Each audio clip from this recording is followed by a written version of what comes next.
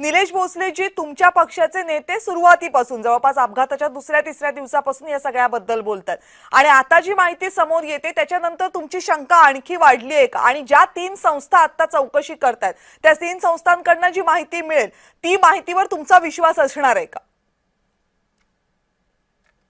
निश्चितपणे महाराष्ट्रातलं सर्वात प्रमुख नेतृत्व सन्माननीय अजित पवार तेही महाराष्ट्र राज्याचे उपमुख्यमंत्री असताना त्यांचा विमानामध्ये एक इतका मोठा अपघात घडतो. अपघात घडल्याच्या नंतर